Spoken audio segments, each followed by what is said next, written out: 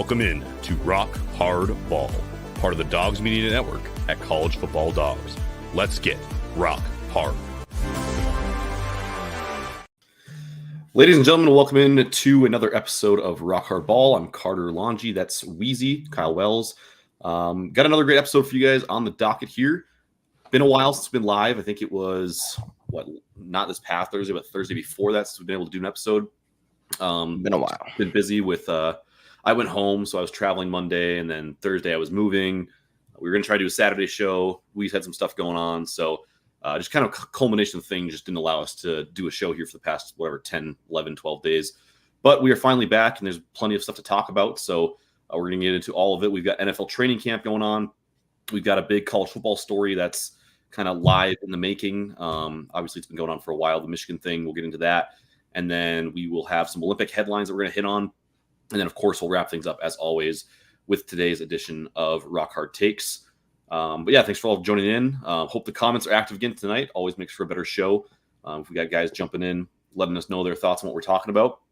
One more note, I guess. Kind of feel like we don't remind people of this enough. Make sure you go follow the socials on Twitter/X, Facebook, our TikTok, YouTube, Twitch. Make sure you subscribe, follow, all that good stuff in all those places so you can stay up to date, especially when we have to do show reschedulings. But hopefully not too much more of that going forward. Weezy will be back here in Nebraska soon. Then we'll both be back in the studio full time. So that should help a lot with the show going forward, sticking to a tighter schedule, things like that. So first thing we're going to get into today is the NFL training camp news. First thing up that we'll probably talk about is the new kick rules, specifically the onside kicks. They're going to switch the rules, only allowed to onside kick in the fourth quarter. So quarters 1 through 3, you cannot kick an onside kick. You also must let the other team know that you're going to try an onside kick once you do get to the fourth quarter and feel the need to try one. And then for standard kickoffs, kickers have been told that the ball must be upright. So a lot of different changes coming with the onside kick.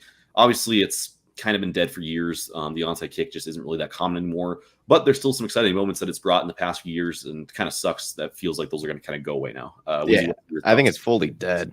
I don't know why they don't just go to the I think it's XFL rule. Mm-hmm. Is it XFL, or don't they do like a 4th? Or it's UFL now because they merged. Yeah, the UFL. Yeah, they do 4th and 15, right? Yeah. I don't know why we don't just fully convert to that. It makes no sense. I mean, the onside kick, I think, is officially dead with this.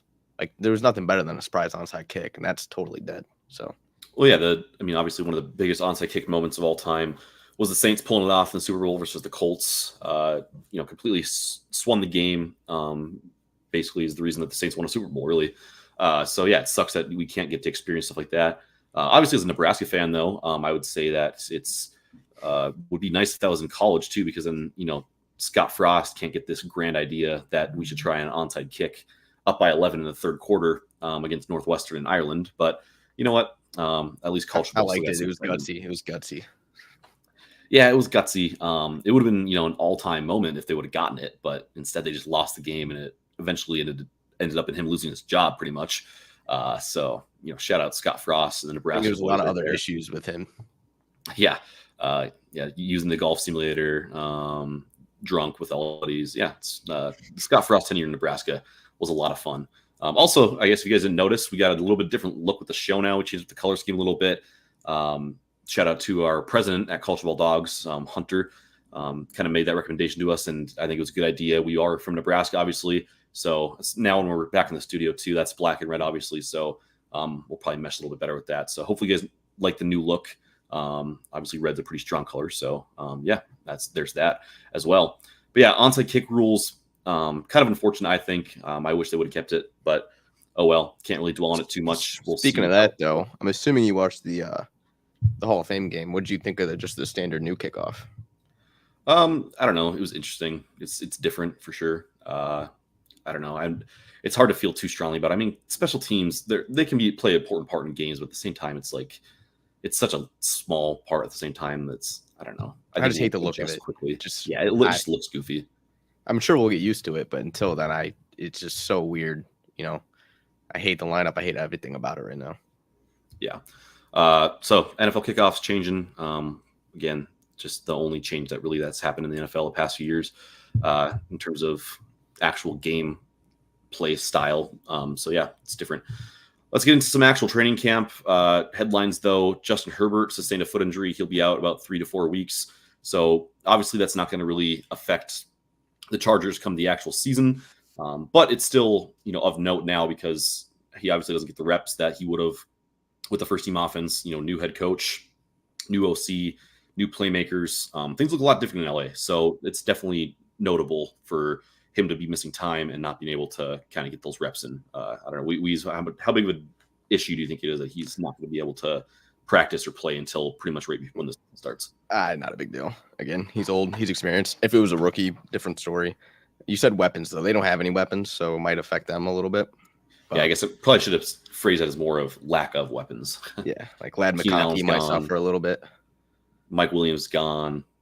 Yeah, and then obviously we still got the man himself, Quentin Johnston, that just cannot catch a pass. He continues to just be an all-time failure, it appears, at the wide receiver position for LA. You never want to root against a guy. Hopefully he can get it figured out, but right now it looks scarily bad for him. Josh Palmer's still there, and like you said, Ladd McConkey. But yeah, Chargers trying to put in a new offense, some new faces, inexperienced faces. Probably not as much of like a Herbert problem, but those guys trying to get comfortable with Herbert.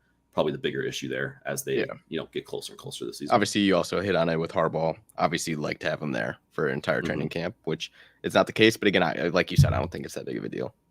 Yeah. Next headline, one that's kind of making some waves, I'd say, across the league really, is the Patriots quarterback battle that's been going on. When it started out, most people thought / kind of knew that Jacoby Brissett was probably going to take the starting job to start the year. Drake May was thought of as a high ceiling prospect who wasn't quite super pro ready coming out. But new news has come out of the Patriots training camp. It looks like Joe Milton actually has been showing up. Drake May, obviously, just even further hammers home the fact that Jacoby Brissett will start in week 1. But the bigger story is that they drafted, Joe Milton in the 6th round, and now apparently he's outperforming Drake May. Joe Milton, though, is a treat that a lot of people have gotten to know as an offseason warrior. You've had some personal experience with him. How much you read into the Joe Milton is better than Drake May? We got to cut out with this shit, man. He's awful. Just straight up, he is awful. Like Michigan, Wisconsin, 2019, might have been actually 2020 COVID. He's an awful quarterback, and I get it. He can throw the ball really far, but every single offseason, it's the same thing. It's like Joe Milton's impressing. He can really, sling it down there. He's an awful quarterback. So I'm not buying into any of it. No. Yeah. Be interesting to see Milton, though. Like you said, he does have a rocket, arm. Maybe you never know if he can get some true good coaching. If he can get accurate, never know. Maybe kind of he coaches the other team a lot more than his own guys, which is a big problem. Yeah, not exactly ideal. And of course, we get the Josh Allen argument with every single quarterback that comes out that has a big arm and is inaccurate. But not every single guy is Josh Allen. And obviously, Joe Milton was thought of as maybe one of the biggest projects in the entire draft, based on the fact that huge physical talent, played in an SEC school, whatever, but still won the 6th round. I mean, that alone, I think, says a lot about how teams view him as a prospect and as a future quarterback. But I would probably almost more want to focus on Drake May, because as we talk about this with Joe Milton, how he's looking better, how big of an indictment is that, do you think, on Drake May? Obviously, yeah, it's his first training camp and it's early, he's a rookie, but the fact that a guy like that who constantly turns the ball over is performing better than him in training camp, what do you think that says about Drake May? I mean, not good. I don't buy into. I don't think it's like the biggest of deals. Again, I think almost all of them struggle, except I guess JJ McCarthy, who's Jesus Christ out there. But no, I'm not worried about it. I also didn't love May as a prospect to begin with. But again, you struggle the first 2 weeks. I don't like. Yeah, you're going to. It's a massive jump. Yeah. Speaking of JJ McCarthy, let's get to him next. Like you just said, apparently he's the Lord and Savior for the Vikings so far, from what we've heard in training camp. I saw someone posted like whatever rough stats, because obviously they don't keep true stats for training camp, but based on their calculations, McCarthy was like completing over 80% of his passes. He had a ridiculous touchdown interception ratio. Again, it's kind of same thing. He's probably going against the shell defense. It's probably not the starters out there for the most part that he's playing against. It is training camp. They're probably giving him the best looks possible, kind of get him comfortable, build some confidence. But I still think that you you can read into these storylines to a point. Obviously, it's not going to make or break, how these guys' careers or even their years end up going. But it's worth noting that he's come in and looked that impressive right away. I think it's more of an indicator when a guy looks good instantly than it is when a guy looks bad. How big of a deal do you think it is that like McCarthy comes in and kind of proven some of the doubters wrong right away by looking more pro ready than people thought? Yeah, shock to me. I for sure didn't think he was pro ready, but again, he's talented. We knew this. Again, like you hit on it, I think he's running with the second or third group. Like I'm not going to look too much into this. It's the same thing with Drake May. It's just different sides. It's like, okay, it's 2 weeks. Let's get closer to season. I'm curious if I'm assuming one of them will at least take preseason snaps, right? Yeah, you'd have to assume so. I would feel like in that situation they probably have all the quarterbacks, or specifically those top two. These are like the only cases where the preseason actually matters. I feel like most of the time the preseason is completely irrelevant, but this is one scenario where you can actually kind of get a good read from the preseason is quarterback battles. So like, Minnesota, Vegas maybe, and Denver, Pittsburgh even maybe, teams like that, where you have, two viable options at quarterback. I mean, obviously they say you have two quarterbacks, you have no quarterbacks, but still in a battle, type of thing, preseason training camp, that stuff actually matters because they got to figure out, who's going to be the starting quarterback. I don't know. Do you think that there's any chance the Vikings will roll out McCarthy week 1, or do you think they want to try and still hold off as long as possible and they roll Darnold out there to start? Unless he kills in the preseason, I don't see a world in which he does start week 1. But then again, though, like what's that showing to the rest of the world and organization if this guy is as good as he has been, like as good as they're saying he's been through training camp, and then you don't roll him out week 1? Like, is that saying like, well, we're not even really going to try to be that competitive this year? Because if so, I think that's an awful message to share to the fans and stuff like that. Yeah, and even the team itself too. Yeah, because because people have said it before, like reporters, whatever. As much as the media and fans can read into how these guys are playing and have their own personal thoughts, the guys in the locker room are the ones who have the best handle on who the better player is. They all know who it is. They know who the better leader is. They know who's going to give them the better chance to win. So if they know that he's the guy that gives them the best chance to win, they're the guy that they want to play for, get behind, and then you don't roll him out there, then yeah, it's just a bad look, I feel like, all around, and just kind of sets up for a bad kind of vibe in the locker room. I think you'd agree too. Like, I think we've gotten way too cute in this era of like really protecting these quarterbacks. Like Peyton Manning threw 30 interceptions his rookie year. He learned from it. Go let him like be loose, especially on that team. It's like there's no viable like true like Patriots. It's a little bit different in my opinion in terms of like Jacoby Brissett. Like I think you would agree is still good enough to where like if your team's talented enough, you could still probably win some games with him. But in like the Vikings situation, it's like just roll out JJ. Yeah, he's going to go through growing pains, but it's probably going to help him in the future. Yeah. Speaking of rookie quarterbacks, I guess we should have some random comments here from the brothers. Kellen says Chicago's going all the way this year. Heard it here first, folks. Doubtful, but I guess Caleb Williams has looked okay in training camp. Sounds like Kobe says to Bears. Kind of weird how our family ended up as Packers and Bears fans, but a little Longy family insight for you. But yeah, I think it's best if they roll him out if he's ready. But I don't know. It's hard to say because the Vikings could, if they have good quarterback play, they could compete. I think. I don't think the roster is that bad. Obviously, it's a very, very tough division. It's going to be, very, very hard to make a playoff spot, especially judging by the fact that there might be 3 teams to begin with from the NFC North to make the playoffs. But yeah, at the end of the day, I think if you get the better quarterback, you just roll him out there. I mean, look at CJ Stroud last year. He obviously was a really, really good prospect. He was the number 2 overall pick, but they just rolled him out there, played well, and ended up having a way better than the Texans would ever thought. And now they're in like win now mode, which is, I'm sure if you asked any Texan fan before last season started, they would have never thought that would be the case talking this year, right? Yeah, I mean, I guess it's also the polar opposites in terms of like you can look at the Panthers. Yeah. Like Bryce Young, like people, are like have no faith in him anymore after one bad year, which I think is also kind of bullshit. So it's 2 different sides of the spectrum that like, which one do you believe in more? Like, do you believe Bryce Young might be like, it could be a problem of how bad he was year 1 and how bad they were and what the media says? Or do you think who gives a shit and he'll come out and compete no matter regardless? I guess while we're kind of on the subject, I don't think we even really have this in the show notes, but I just kind of thought of this off the top of my head. I saw a tweet saying something about how, Stroud has significantly raised the bar for rookie quarterbacks now playing in year 1.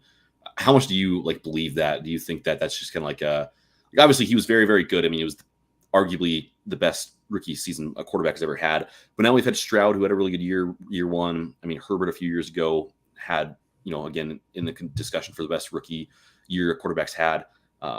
We've seen it already in the past. I guess they're giving guys less and less time. Do you think this feeds into that more with, someone like CJ Stroud? It's like, if you have a guy, like, you have him right away. Like, so how much teams want to pursue that and just throw guys out there? And if they have a good year, then it's just like, it just jumpstarts your franchise. I don't know if you kind of get what I'm saying, but I kind of get what you're saying. Like, I understand like the point, but it's like, again, but you might hit on it. Like, he arguably had one of the greatest years ever as like a year one guy. Obviously, like you think of like Cam Newton and shit like that, but you also then have the sides of the Josh Allens, who wasn't very good year one. I think it's just a team aspect. Like, do you like if you have a solid number two option, again, it's not the worst idea to roll out like the veteran old guy you brought in for them to warm up. But in the Viking situation, it's like, if JJ's been this good, start him. And I think you would agree with me. I think everybody would agree with me. Like as we hit on before, like what does it say to the locker room if the entire team knows that one guy has been clearly the better player, but we're not going to play him this year? Like, I don't get it. Just doesn't send a good message at all. No. I mean, I feel like kind of hit that home. All right. Moving on, outside of quarterback talk, Xavier Worthy had arguably the worst wide receiver rep ever during camp. I was going to pull the video and play it for us here, but the video quality is like really awful. Like even like on a phone, it's very low quality, so it would look even worse probably on the stream. Plus, it's not really filmed in like the 9:16 format or whatever. But basically, yeah, he just gets like jammed at the line of scrimmage and then just gets like thrown into the ground or like kind of like trips. Really bad look. It's kind of a funny video, but then I saw like everybody there was like a whole like little Twitter push by like Chiefs media, Chiefs fans of being like, yeah, everybody saw this clip of Xavier Worthy, but look at this clip of him later in the day, getting off and press man coverage. Mahomes hit some deep. But yeah, a funny clip. I don't know how much else you want to kind of say on it, Weez. No, we'll just hit on. I mean, the reports are that he's been great from camp, which I think's speedster, very talented. But the clip also kind of does show. I think he's like, I don't know what they have him listed at, like weight wise. He's very small, maybe like 180, but I think it might be like 165. Which again, I don't think's the biggest problem. But again, it's like he's really thin, which could be a problem down the road. Yeah, and obviously, we've had a guy kind of prove that run in immediate recent memory with Devontae Smith. Everybody said he won a goddamn Heisman, and people were saying that he was never going to make it because he was too thin. Obviously, he ended up being a very high level, wide receiver in the NFL. He's arguably the best wide receiver 2 in the NFL right now. Would be a wide receiver 1 on probably half the teams in the league. But yeah, if Worthy is as good as apparently people have said that he's been in camp, once again, the Chiefs just become that much more dangerous than they already were. I mean, they're coming off back-to-back Super Bowls, and they arguably got better in the offseason, which is like kind of scary for like the rest of the NFL. I know they lost like L'Jarius Sneed on the defensive side of the ball, but the offense is still intact. And again, if anything, they got better with playmakers, and the defense pretty much stayed the same other than losing L'Jarius Sneed. And I'm pretty sure I saw a stat that they were like 8-1 or 9-1 in games that he hasn't played since he was there anyways. So Chiefs continue to look dangerous. But yeah. Moving on, DeAndre Hopkins suffered a sprained knee, reportedly misses 4 to 6 weeks. Kind of a similar situation, I feel like, to like the Herbert thing, but kind of on the flip-flop side. Obviously, this time it's the receiver who's the older guy, and you got a young quarterback who probably needs the reps to kind of get comfortable. Obviously, they've already had a year together, but you got Will Levis there, who showed some promise last year. I think he was better than people thought he would be for coming in and playing. I don't know. Do you think, again, it's a lot of this is kind of hearsay, but does this hinder Levis's development at all with not having his number one guy there getting comfortable going into the season? No, I think they played fairly enough last year where I don't think it's a big deal. Again, I don't know I think we talked about him before. I don't know, like people think Tennessee could be sneaky good. I still don't see it, even like, acquiring Snead. Also, like Hopkins is old. He was not very good last year. It's not the worst thing, but again, though, how bad that receiving room is, it could be a much bigger deal than we're making it to be right now. But yeah, outside of DeAndre Hopkins, who you just mentioned did not have a very good year last year, there's like no one else. I mean, Treylon Burks is there, who looks like an immediate bust as well. Lance Johnson over in LA. So yeah, kind of scary. But Levis can have some playmakers around him. Maybe they could win a couple games here and there. I mean, I know when we did our predictions, back whatever that was, a month ago or something like that, I think we both had Tennessee as like good potential chance that they're like bottom 5 team in the league. But you never know what happens. A couple comments here. Let's get into this one. What are three legitimate reasons as to why the Bears aren't a Super Bowl contender? You got three off the top of the dome. Yeah, I mean, I could be wrong on this, Blake. When was the last time a rookie quarterback went to the Super Bowl? Yeah, no idea. Do we have a date? Couldn't tell you. Two, they're the Chicago Bears. I guess Purdy was a rookie, right? But he didn't get him. Okay, that's also though completely. They lost the game before. No, they lost. Yeah. Also, come on, we're comparing San Fran to Chicago in terms of talent around them. Like, that's ridiculous. Two, with Chicago, again, I still like them. I think they'll be pretty good this year, but no way in hell. And I'll go three, experience maybe. Yeah. A lot of the same reasons here. Rookie quarterback is always just a big thing that makes it tough for a team to get to the Super Bowl. Number two, I mean, yeah, you added playmakers there, but it's like, I mean, Keenan Allen's old. He still had a good year last year, but like he's still old. You never know when he's going to kind of fall off a little bit. And then also get Roma Dunze, who, while he is, we both like him, think he's going to be good, still a rookie. So he might not be immediately productive. And also, I mean, the defense is okay, but it's nothing special. And obviously the offensive line too hasn't been too much to be hopeful for in the past. So yeah, They also added playmakers who have experience with injury problems. Like again, and Keenan Allen being injured, like kind of bullshit because he was awesome until that, and also towards the end they weren't really playing for anything, so he wasn't playing. DeAndre Swift, when healthy, has been good behind good O-line. Like he's played his entire career. He's played in like behind two of the best offensive lines in the entire league. Yes, so I think this year will be a real challenge for him. Going from Detroit and Philly to Chicago. And he also has had a real tough time staying healthy in his career. Mm-hmm. So yes, yeah. I you know what? Bears might compete for Super Bowl contention within the next 2 or 3 years. As much as I hate to say it, but I mean, a lot of that just depends on Caleb Williams. As good as we think he's going to be, we don't know how good he's going to be yet. So yeah, can't read into it too much yet. Moving on here, there's more Vikings news. Jordan Addison formally got charged with a DUI. He had that incident in, I think it was like LA or something, over the offseason, where he got, picked up for driving while intoxicated. Obviously, he was a very big piece of the Vikings offense right away in year one. And as we just talked about, McCarthy's looked good, so he's going to need playmakers around him. Apparently, there's a chance he could be facing jail time. How often that actually happens with a professional athlete who has the access to every single legal resource in the world, I don't know. It's not super likely it's not a serious crime, but it's not like he killed somebody or something. It's a little bit different. But I don't know. What do you think the realistic chances are that he could end up, facing like time in jail? Very minimal. Mm-hmm. I also just think it's a really shitty look into that locker room. Getting a DUI a week after, your teammate was killed by a drunk driver. So that's probably the main storyline in that. Like maybe grow the hell up, but other than that, I think he goes to jail now. Yeah.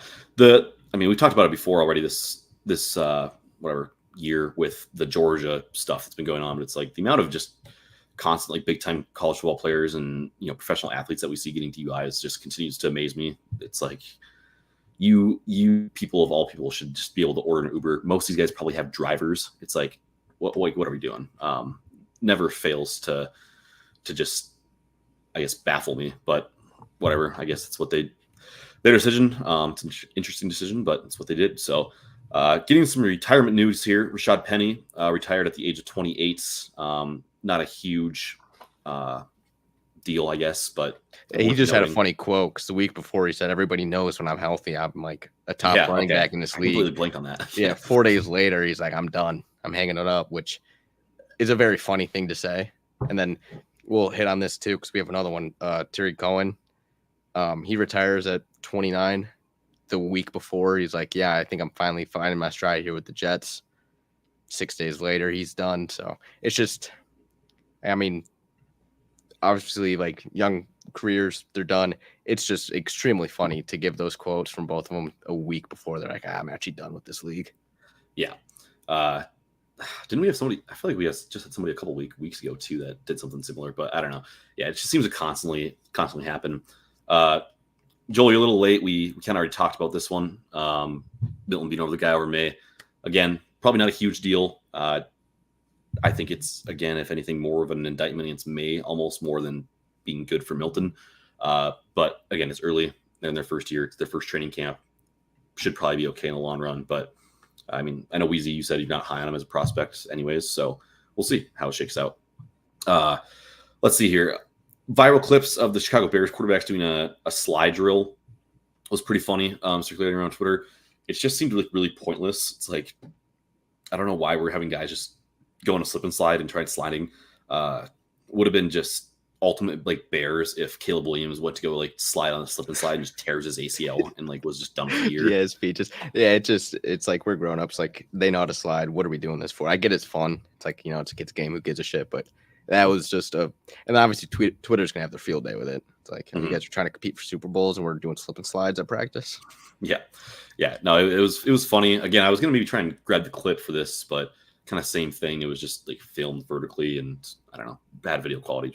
Probably wouldn't look great on the stream, but we'll leave it for now. But yeah, pretty funny. Hall of Fame game, kind of already hit on that a little bit on what we saw there. It's kind of tough to really get much of a read there because, I mean, they didn't play. I mean, the Texans didn't play like any starters. The Bears played like a little bit, like they didn't play Caleb Williams. So I don't know. That's, again, why preseason just sucks. We don't actually get to watch anybody that's like worth watching. Even Caleb Williams, a rookie who, is obviously expected to be the starter, will be the starter. He still just isn't playing. And it's like you would think you want to get him some reps, out there, but they just don't, I guess. Maybe they'll get him more in the later on in the preseason. I know a lot of teams, I think it used to be week 3. Now it might be more week 2 of the preseason where I think most teams will play their starters for like the full first quarter or whatever. So maybe we'll get to see some of that later on, but I don't know. Did you have any other thoughts to kind of add from the Hall of Fame game? Again, not really. Football's back. Football's back. Yeah. Closer and closer. I did get canceled, I guess, though, in like the third quarter. That was interesting because the weather. They didn't actually finish the game. So that was, I don't know, worth noting, I guess. But all right, move on from that. Back to the Bears again. I guess we're getting a lot of Chicago talking today. DJ Moore signed an extension. Again, it's been a while since we've been live. I think this actually happened like almost a week ago now at this point, maybe a full week ago. But he signed a 4-year, $110 million extension. We can also mention, too, right after signing that extension, we had the NFL's top 100 players come out. I think we're going to do more of a deep dive on that on Thursday. But DJ Moore just got straight up off the list. So still not really getting a ton of respect from his peers, even though he's been one of the most consistent receivers in the NFL with some of the worst quarterback play I think any high-level receivers ever had to deal with in their career. So I think he was deserving of the extension. I think it was the right move by Chicago, locking him down, keeping a good high-level playmaker there for Caleb Williams going forward. But yeah, I don't know. Weeze, what are your kind of thoughts on Moore getting an extension and maybe more so on the fact of him getting left off the top? Yeah, good payday, and obviously you would agree too. He's 100% a top 100 player in the league.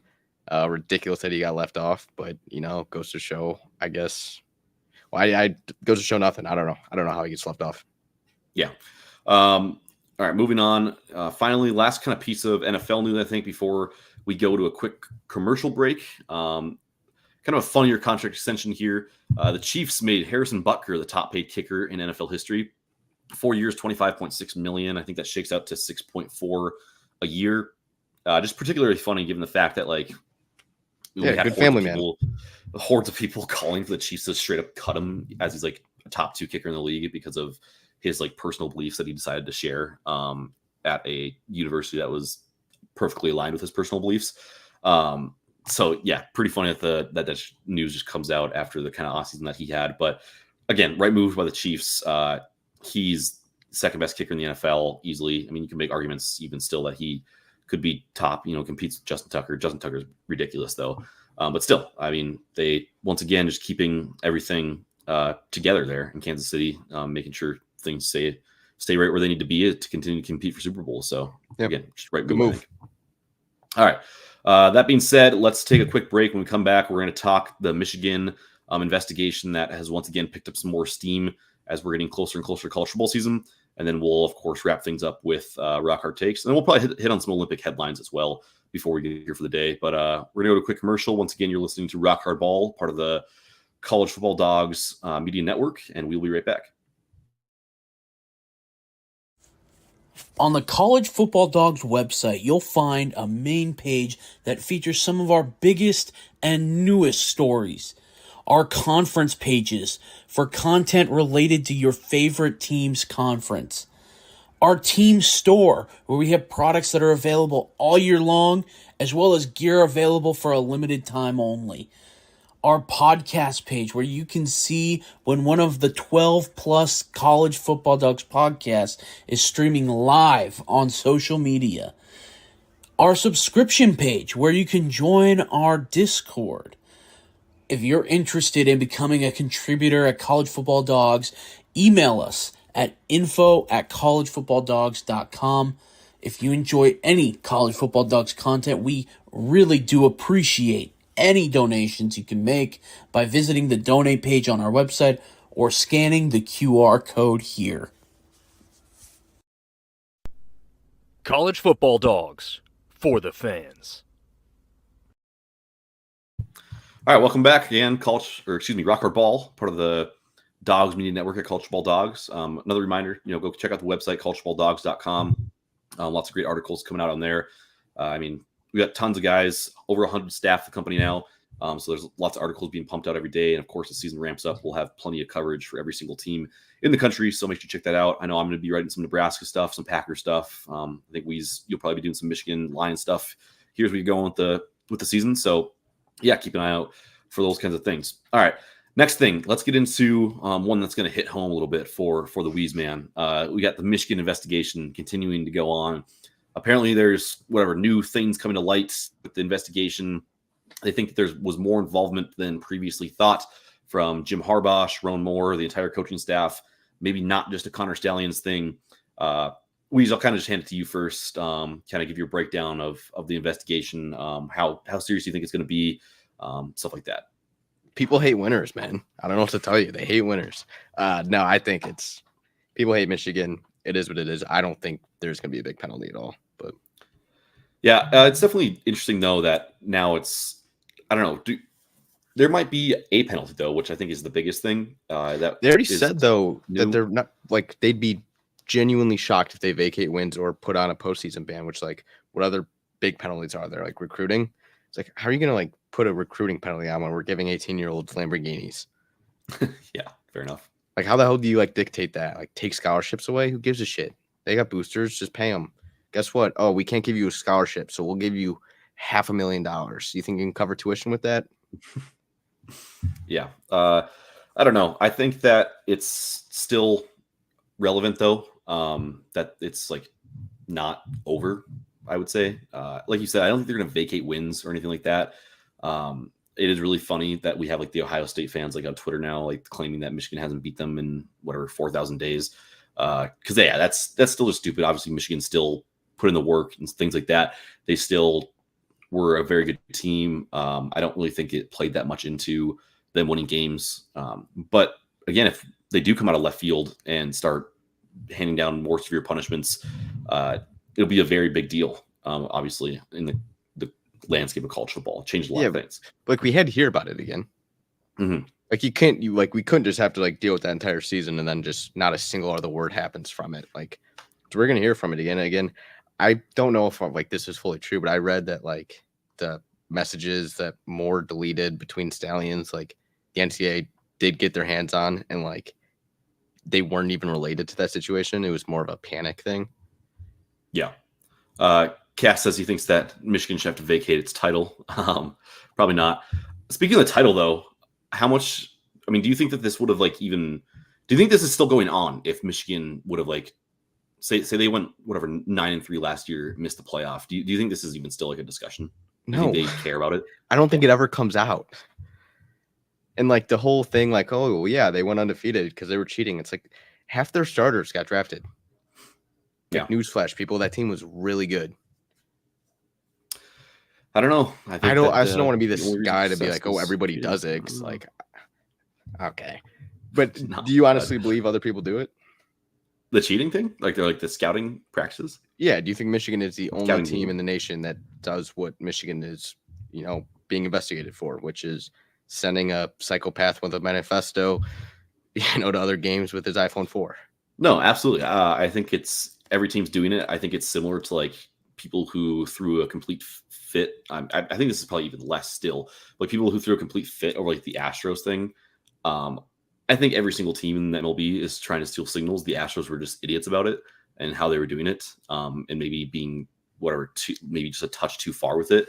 And probably the same thing goes for Michigan. I'm sure every single team has guys who are trying to infiltrate whatever practices or games, taking all kinds of notes, stuff like that. But yeah, they just again made the mistake of just sending an idiot and having him just sit there and record like with his phone up the whole time. Yeah. So part of my takes at the best too. The biggest win out of this whole situation is that a guy had an 800-page manifesto and he didn't kill anybody.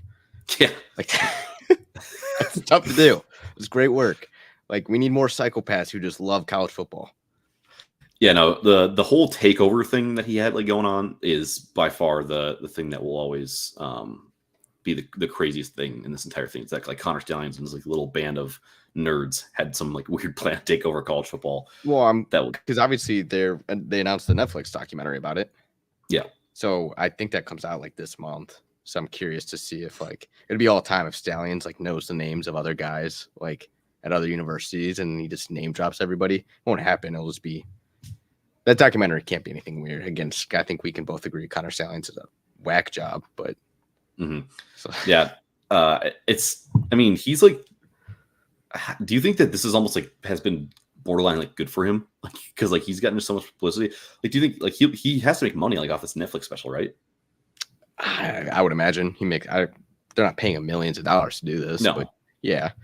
But so like also like where the hell is he gonna get like hired? Yeah, no, he'll never get a job again, I would have to assume. Because I don't even know, how you like really return from that. I wonder what he's up to now. Like, hopefully they talk about that in the documentary or whatever, the tell-all that he's doing. Because I'd be really curious to see like what just kind of life looks like for him after that whole thing.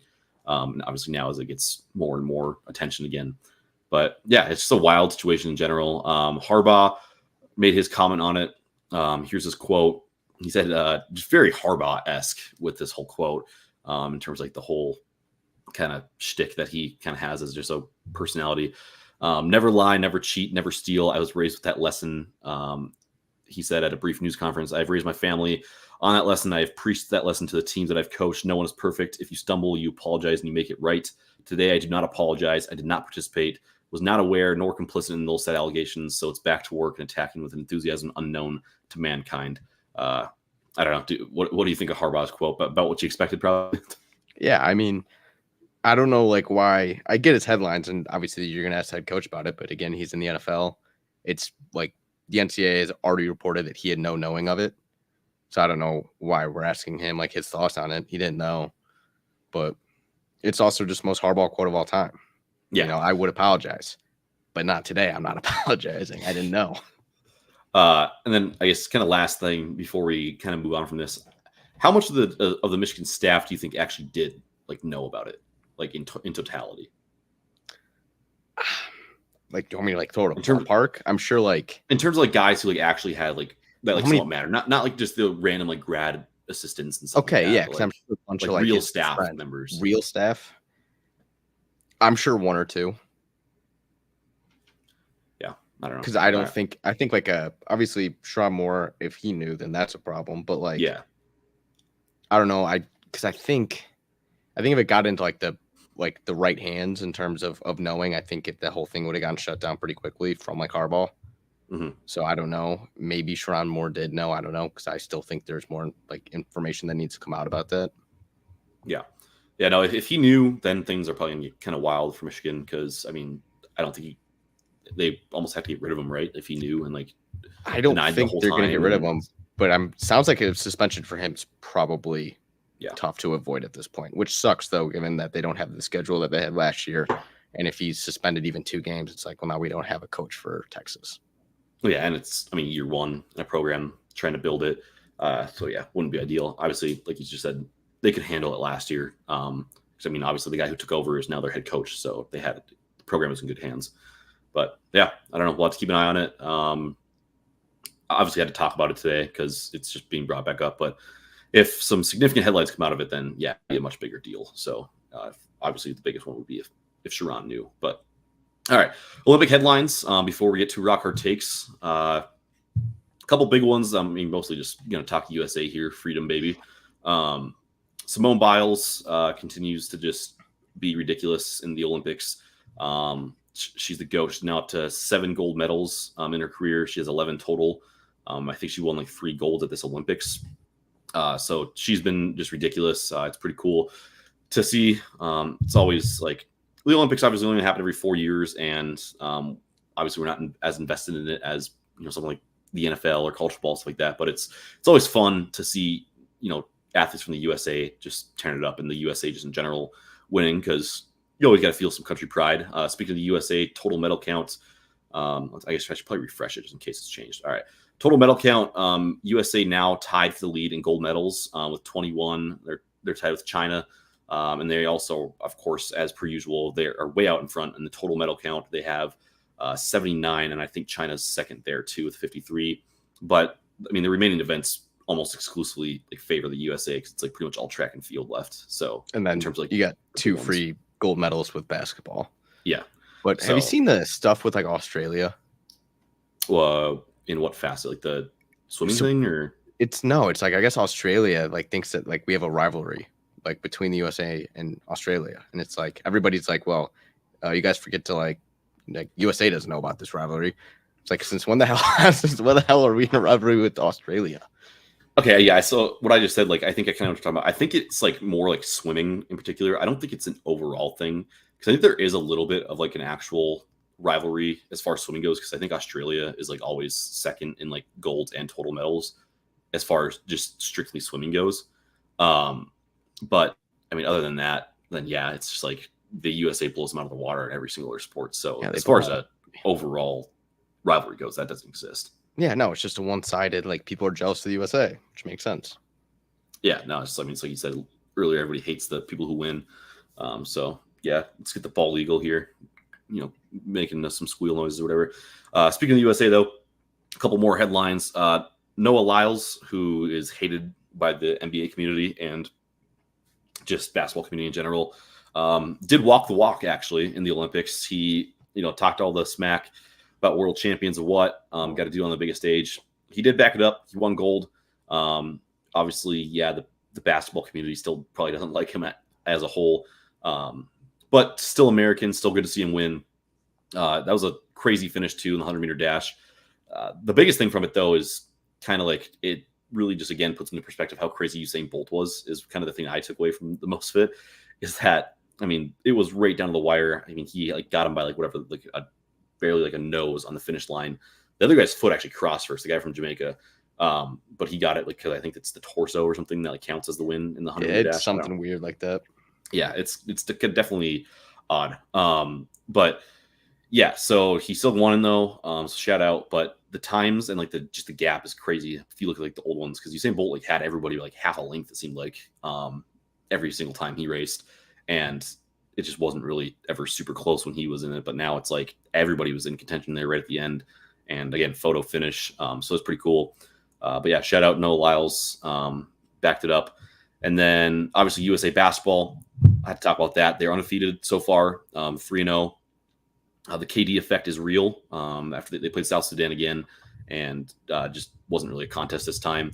Obviously, they barely squeaked past them the last time. So KD's been ridiculous. Ant's been really, really good in the Olympics. LeBron and Steph have been, efficient. They've been good. Couple storylines also in terms of we've had some DNPs here in the Olympics, which is definitely been making some waves. Jason Tatum didn't play in a game. Halliburton hasn't played in a couple games. I think he's had 2 DNPs. And then Embiid also had a game where he didn't play. I feel like people are kind of overreacting that to too much, though. I guess kind of both sides. Because on one hand, it's yeah, the Olympics are different. Guys have to play roles. I think I can't remember who said it on Twitter, but somebody made a point that was really good. It's in the Olympics, you have so many good players that you kind of want guys that can kind of specialize in something, unless they're just so good at all around, like a LeBron. But there's a guy like Jason Tatum who's kind of a jack of all trades, but he's just above average, every aspect of his game. He's not stellar at anything. So I think that's kind of the reason that he doesn't, play as much, is that you kind of want guys that you can plug and play into certain roles, guys who can catch and shoot, play a little defense like a Devin Booker, Even Derek White will play really good on-ball defense, stuff like that. Doesn't need the ball in his hands. Steph, of course, is just an offensive machine. KD's an offensive machine, and then LeBron's like just a better version of Jason Tatum. So yeah, like kind of my whole thing with that too is like, again, you just mentioned like 3 guys who are key. I'll name the 2 because they play the same position as them. Like KD and LeBron, like this is their last Olympics. Yeah, like Jason Tatum will have more time to keep playing in these. Like, so yeah, no, like KD should be getting the minutes over him because also it doesn't matter. It's like it's a matter of how much we win. And if like again, if they don't play, they don't play. It's like that's what happens when you have 15 unbelievable players on the team. Yeah. And then again, on the flip side, it does still exist though. Like you kind of just mentioned, we have so many good players and some of these games just aren't competitive. It doesn't really make sense that there's a couple games where like you just don't get any minutes. It's like if we're by like 15, 20 points with, whatever, 4 or 5 minutes left, no one on the team's bad enough that they're going to like blow a lead. Yeah, I know. But also though, it comes into play that like scoring margin does matter for seeding. That is okay. Yeah. So like when it's in the 4th and we're up 20, it's like, okay, well, if we get to 30 though, it makes getting that 1 seed a lot easier. And we did, and it's worked out now because I think we pretty much avoid every other legitimate team until that gold medal. Like the medal rounds. Yeah. I think we avoided Canada, France, and Germany, which outside of those 3, there's not really any other, team that could even beat America. Yeah, that's a good point. You kind of forget about the point margin. But yeah, I think that's all we had for Olympic headlines at this point. Then Embiid too. I think the DNP kind of makes sense. Just like he's just kind of weird with like so many good scores. I mean, his best offensive game is just posting up and kind of force feeding the ball. You just don't need him to do that. And he didn't play against South Sudan, who's very small and play a very fast up and down like pace like style of play. It's like, yeah, that's probably the game Joel Embiid shouldn't play. And then he also played like shit game 1, which I also think Steve Kerr kind of was like, all right, like we're gonna sit you for this one. So Steve Kerr also is kind of annoyed me with like the whole like apologizing for like not playing guys. Like don't apologize. Like I think like if you make a good move as a coach, like stand behind it.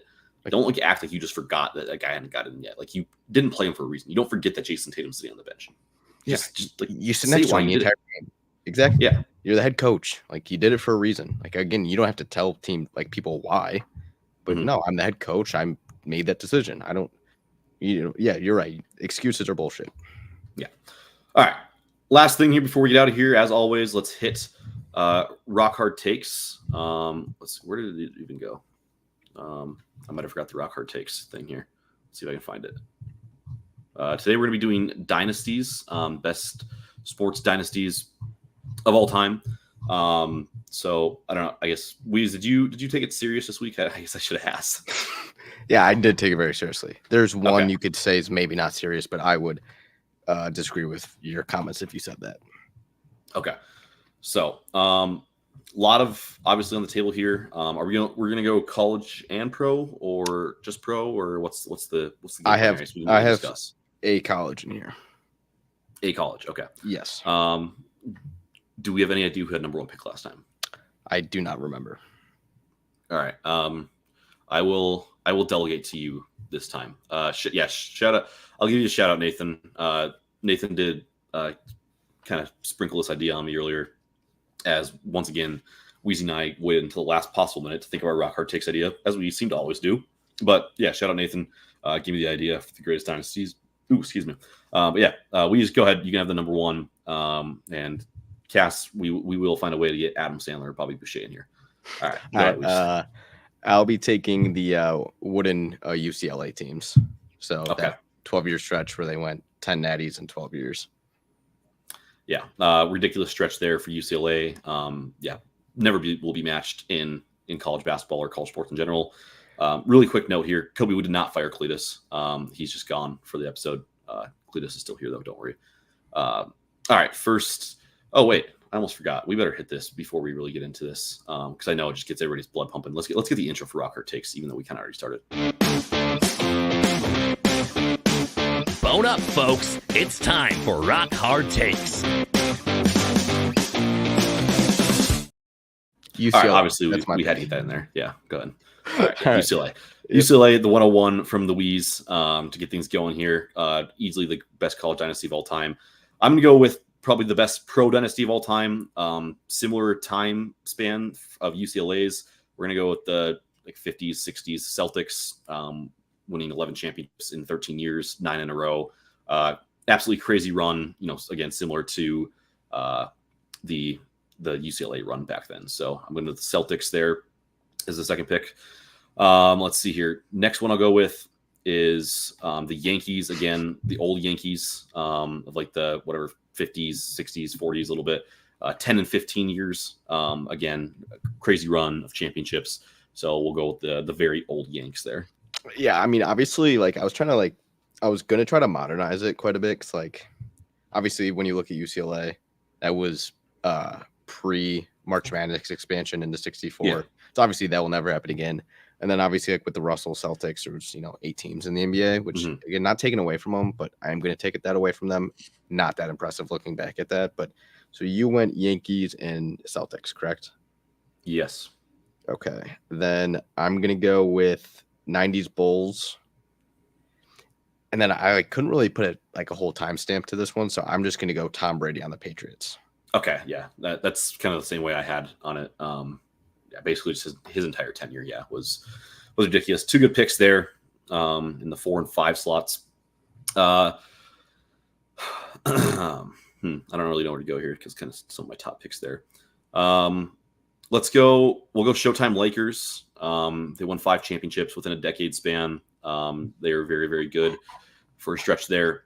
And then other one that we'll go with is probably a dynasty that just still isn't talked about enough. I'm going to go with the Spurs. They won 5 titles again over the span of I think 15-ish years. A lot of titles in a lot of years, and they were basically never out of contention in that whole span. And even after they won that last championship, they were still, a very, very competitive team. So that's who I'll go with my next 2 picks. All right, so I got 2 more, right? Yeah. Okay, so this one's kind of my bullshit one, but when we look back at it, it's a dynasty. I'll go with the Harlem Globetrotters. Okay. I think they've lost once in their entire career to the Generals. That should have been I guess 101. I mean, like you just said, they. Yeah, I know. I just knew the lose. comments would probably say, "Oh, it's bullshit. It's fixed." It's a dynasty, and then I want to go hockey here, but I'm not going to. I'm just gonna take I don't want to say early, but probably 97 to 03 Tiger Woods. Okay. When he was just absolutely dominating every single person in golf. I think that's, it's not a team sport, but I would say that was definitely a dynasty. Oh, for sure. Yeah. I guess I didn't really think about that with individual, I guess, dynasties, but yeah, very, very good. You could almost even say, I'm not going to pick it, but I'll kind of throw it in here as an early honorable mention, like LeBron, himself from 2011 to 2018. Yeah, his final stretch. And then also obviously there's Olympians like Michael Phelps you could easily put in there. Usain Bolt we've already hit on, but I didn't want to go Olympics because obviously it's if they're the best, they're going to win a shit ton of gold medals. Obviously what they did was so ridiculous, but I think Tiger Woods is a different story. Yeah. Well, it's you don't get 4 years to prepare for a week's worth of events. Yeah. It's you get to go out every single week and just keep winning. So yeah, I think that's a good pick. Okay. All right, I think I have one more before we go. So kind of tough decision as to where to go here because I feel like the second Yankees dynasty I think is also really, really good. When they won 4 championships in 5 years. But I already picked him once, so I'm not going to pick him again.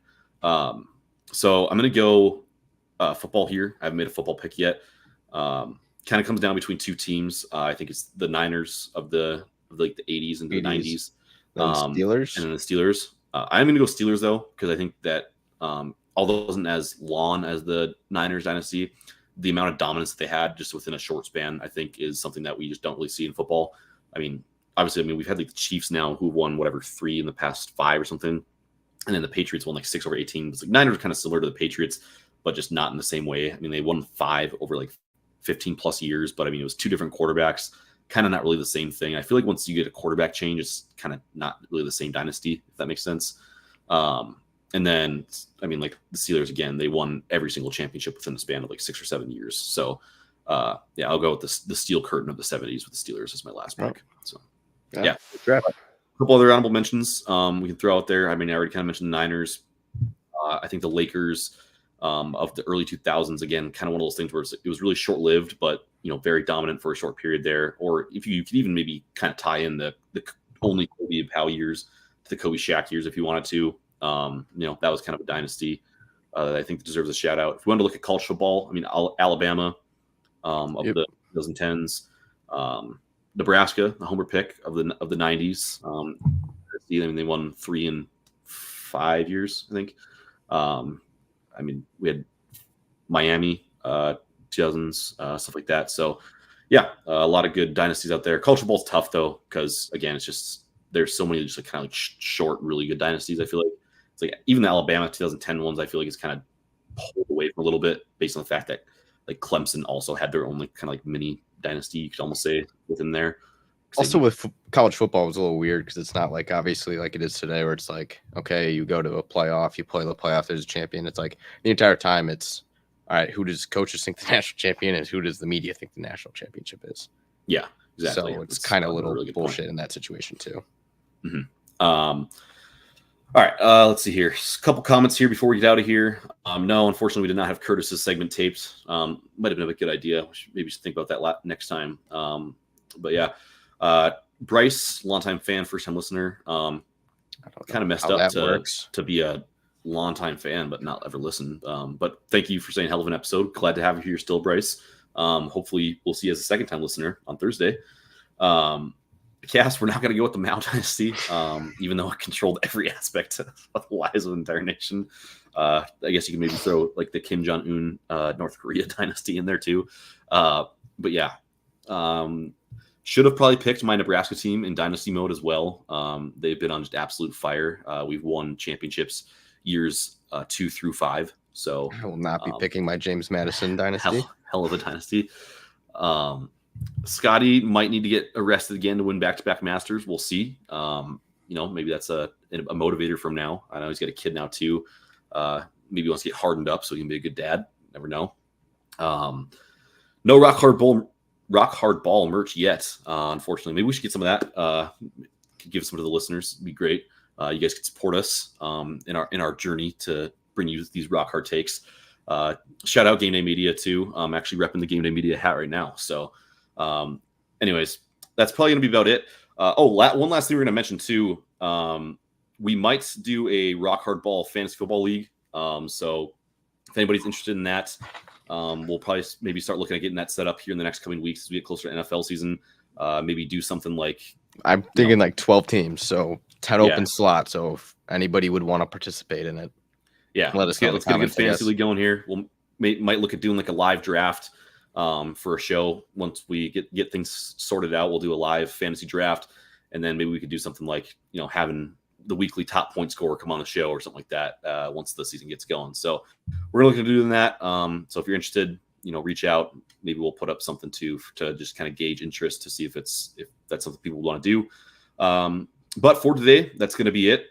We will be back on Thursday for another episode of Rock Hard Ball. This was episode 16, so back for number 17 there on Thursday. Once again, 9 p.m. Central every Monday and Thursday. And yeah, make sure you follow the socials. But for this edition, that's going to be it, and we will see you guys all next time.